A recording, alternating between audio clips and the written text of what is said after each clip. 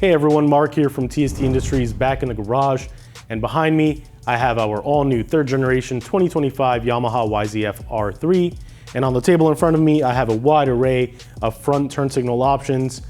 If you are interested in receiving a full comprehensive breakdown of all of our different turn signal options for this bike, including mounting adapters and wiring configurations, please be sure to check out our product feature where I break down all of our offerings. But this is an installation video, and in this video I will be guiding you through the installation process of our Quadrix sequential LED front pod turn signals. This is a very straightforward installation process, completely plug and play. So without further ado, let's go ahead and jump right in. Now, to begin this installation process, we do need to remove the signal shrouds located here and on the right side of the bike. That means removing 3 push pin fasteners. There's one here and then 2 on this face, one right in front of or right beside the fork tube and the other closer to the rear. And then we also have 2 of these bolts located right here, which we can remove by using a 4mm hex bit, hex key, Allen key, or T-handle. So let's go ahead and do that now. In order to remove the push pins, you press down in the center, and then you can pry up, removing them from their holding feature. Just like that, we've removed all 3 fasteners. Now let's go ahead and remove these 2 bolts.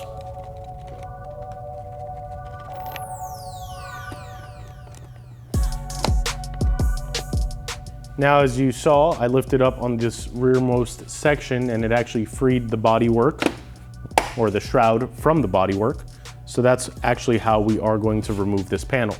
You'll pry upward gently from the rear and then follow it along, just like so. Once you get to this front portion and that is released, you will pull outward and it will come off of the bike. Now, it is important to note that in the center here, we have the right panel overlapping the left panel, and there's a friction fastener post located in the center that locks into the left side. So I'm gonna hop on over to the opposite side, remove that hardware and that panel, and then we will continue.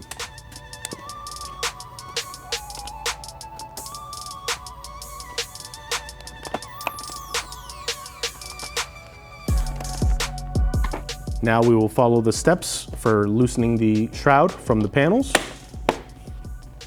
like so. Voila.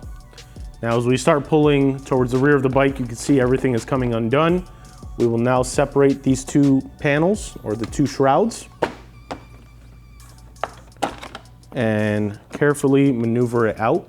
And you can actually see here, at this point, you can see the post that I was referring to, the friction fastener post, and the grommet that it coincides with on the left side panel.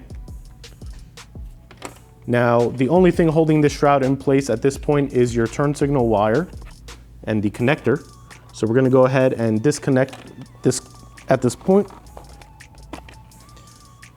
Just like that, this shroud is now freed from the bike. We'll repeat the steps on the opposite side.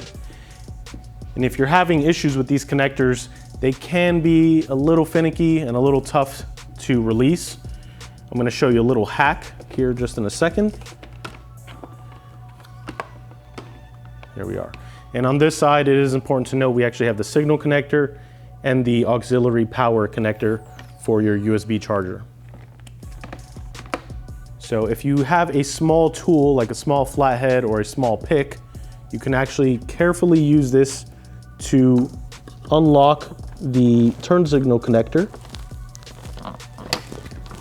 And what I did was I just gently pried this in between, lifting up on this center tab here.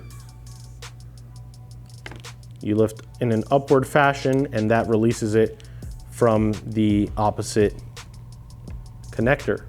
Pressing down on it, sometimes it's just not enough force. Don't be afraid to use a small tool, but if you do, be very careful. And next we have this auxiliary connector. That one's pretty easy. You just press downward and then it frees itself. With OEM shrouds now removed from the motorcycle, let's go ahead and hop on over to our work surface and begin the disassembly of your OEM turn signals. Now, in order to remove your OEM turn signals from the shrouds, if you're familiar with Yamahas, this will not be a foreign process to you, but we have these rubber keepers that secure this plastic flat washer.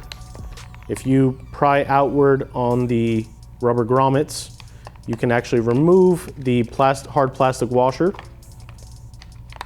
And at this point, all you do is gently pry outward and your signal comes completely out of the shroud. Carefully route the wires out and voila. Now again, to repeat that step, locate the signal wire. We have this shroud or this rubber grommet located here. We're going to pull outward, and while doing that, remove the rubber or the hard plastic washer from the rubber grommet, like so. And now with your signal in hand, you can just gently pry outward and the signal pops right out. Carefully route the wires out.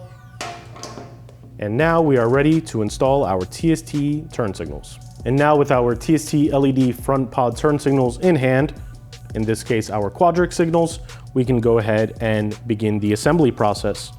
To begin, we will first remove the nut and the washer located on the threaded stud of the signal and remove them. And if you haven't already, highly recommend watching our product feature where I divulge all of the information regarding our signals, as I mentioned in the intro. You may not understand why you need these adapter mounts. That video does highlight the nuances with all of our signal offerings. Now we can go ahead and in these signal adapter mounts, we have two different pieces, 4 in total, 2 of each of these. This one with the raised surface and the cutout on the inside sits on the outside of the signal shroud. So again, we have these 2 pieces and it sits right inside this signal well. It self-locates and locks in place. However, you do need the other flat washer included to sit on the inside face. Now, why do you need these? Again, I went over this in our product feature, but if you are installing a pod style turn signal like any of ours, you have nothing to attach onto and the signal will just fall in the shroud. Our adapter mounts give you a nice working surface, OEM-like in color and texture, really refined with some nice design cues to provide a surface for you to mount onto. We'll feed the wires through all the way to the base of this signal. And now we will feed that through the signal shroud and lock the adapter mount in place by using the flat washer on the opposite side. And while we're here, we will grab the washer and nut that we removed from our quadrics signal and feed the connectors through it, bottoming it out against the adapter mount. And this one will be a job where you do need to pay a little bit more attention to what you're doing. It might not be as brainless as some of our other signal offerings. Once you've caught a few threads by hand, go ahead and bottom it out, providing some nice tension between both surfaces. And before you actually fully bottom it out and use a 13mm wrench to tighten the nut, you want to reposition your turn signal so that it is facing forward, like so. And now you can go ahead and grab your 13mm wrench and tighten it down like so. Now for the wiring configuration aspect of it, again, watch over our product feature video to fully understand and grasp the wiring configuration options. But if you're in North America, one of those brainless processes. Match the colors, you get a gold star, red to red, blue to blue, and brown to brown. Once you've done that, you want to go ahead and isolate these rubber insulators. You want to isolate your bullet connectors by utilizing the rubber insulators, slipping them over one another onto the bullet connectors. And for an added layer of preventative measures, we always recommend adding on bullet or electrical tape, my apologies, to isolate these terminals. Now let's go ahead and repeat these steps on the opposite shroud.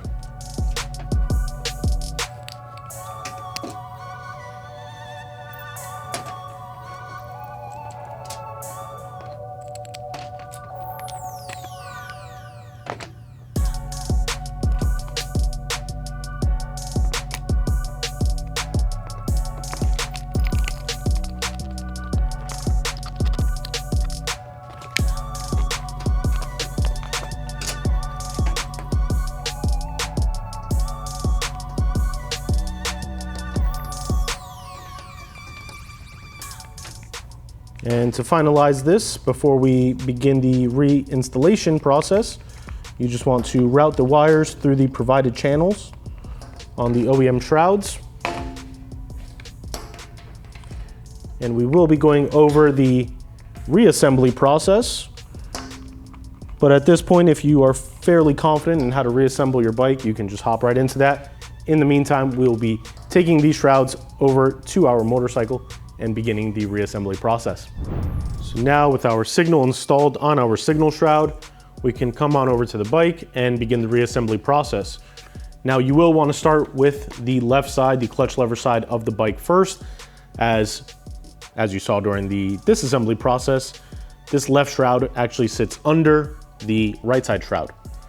So we have two connectors here, our auxiliary port and our front turn signal connector. Let's go ahead and get this somewhat situated. And actually, let's go ahead and first connect these. So we'll plug in the auxiliary port first. And next we will do our turn signal connector. And you always want to hear an audible click, just like that, when you are plugging these connectors in. Now with that in place, we can actually go ahead and continue with the assembly process. Now you're going to get to a point where everything looks like it is seated properly, but you have a very visible misalignment here. You want to push forward and then gently push down, like so. Now we can go ahead, power the bike on. You can see here I do have a functioning running light on our turn signal and then our sequential turn signal function. Let's go ahead and power the bike down. Now at this point we can go ahead and reinstall the hardware that we removed, starting with the push pin fasteners. Start with the rearmost one first. And if you're not familiar with push pin fasteners, to remove it, you press down on the center. To reinstall it, you actually want to push down so that the post you push down is protruding from the top. That will reset the locking mechanism. And again, we have two push pin fasteners located on this inner face of this signal shroud. You can use your hands to self-locate. There's one. And the last one will be right next to the fork leg, or the fork tube, I should say. Just like that. Now we can go ahead and grab the two screws that we removed. These are the button head screws that you will use a 4mm hex key or Allen key to remove. And once you bottom it out, you can go another 1/8 to 1/4 of a turn. Anything more than that, you run the risk of skipping threads and damaging the fastener. So again, you're gonna bottom out like so, and then go another 1/8 to 1/4 of a turn. That is secured in place. And now we can hop on over to the right side of the bike and finalize the installation. Now, normally I would speed through this process as it is the same. However, on this bike, it is not. We acknowledge the friction fastener post on this shroud. We acknowledge that it does have to insert into this rubber grommet located on the left side signal shroud. So we will first plug in our turn signal. Hear that click, you know it's ready to go. And now we will carefully route this in a way to clear the body panels. And when you get to this point, you really just want to be gentle and maneuver this in a way that it is sitting as forward as possible. You can use the fasteners that the clips that the fasteners go into for the screws as a sort of guide. If they are misaligned, then you know you have to scoot forward a little bit. And now this post, it can be a little tricky. It does go into that friction fastener. So a little trick I like to do is first insert these forward bolts. That locks it in that forward position. And once you're locked into that forward position, you're preventing the shroud from sliding back, and then you can maneuver the shroud in a way to get that post inserted into the grommet. There we are. Now I'm gonna hop on over to the other side so I can view what I'm doing here. And if you just push forward and press down, 9 times out of 10, that's all it takes. There you are. The very final step, press down on the shroud and reinsert our pushpin rivets.